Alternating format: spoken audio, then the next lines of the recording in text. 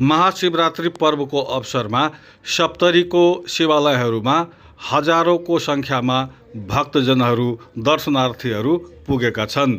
सप्तरीका प्रसिद्ध शिवालयहरूमा राजविराज स्थित हरिनन्देश्वर महादेव मन्दिर, शम्भुनाथको शम्भुनाथ मन्दिर, धरमपुर स्थित धर्मेश्वर महादेवको मन्दिर, भेडिया मठको महादेव मन्दिर र महदेवाको अङ्कुरी महादेव मन्दिर लगायतको शिवालयमा बिहानैदेखि शिव भक्तहरू लामबद्ध भई पूजा गरेका छन्।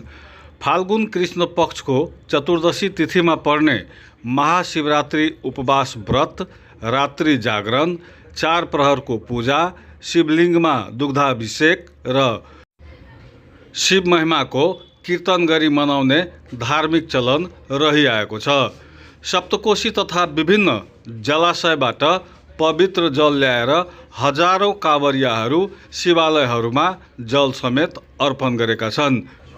शिवरात्रिका दिन फलफूल, माला, बेलपत्र, धतुरो, पञ्चामृत र गङ्गाजल आदिले शिवको पूजा गर्नाले विशेष पुण्य प्राप्त हुने जनविश्वास रहिआएको छ।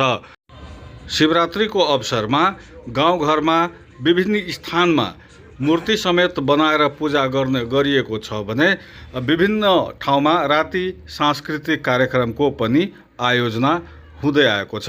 राजविराज स्थित हरिनन्देश्वर महादेव मन्दिरको प्राङ्गणमा पनि प्रत्येक वर्ष सन्ध्याकालीन भजन कीर्तन हुँदै आएको मूल पुजारी महेश्वर भारतीले बताउनुभयो।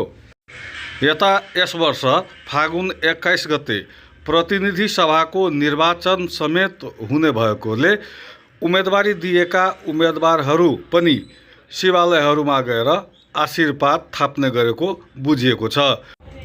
भक्तजनहरूलाई पूजा पाठमा सहज होस् भन्ने उद्देश्यले विभिन्न सङ्घ संस्थाहरूले पनि सहयोग गरेको छ। विश्व हिन्दू युवा सङ्घ, हिन्दू सम्राट सेना लगायतले स्टल नै राखी भक्तजनहरूलाई फूल, प्रसादी लगायतका सामग्री सहयोग गर्नाले थप शिवरात्रिको उत्साह पनि बढेको छ र पूजाआजा गर्न आउने भक्तजनलाई पनि पूजा सामग्रीको लागि कुनै सकस नभई सहज रूपमा पूजा सामग्रीहरू स्टलबाट प्राप्त हुने भएकोले त्यसबाट अझै शिवरात्रिको रौनक बढेको देखिएको छ।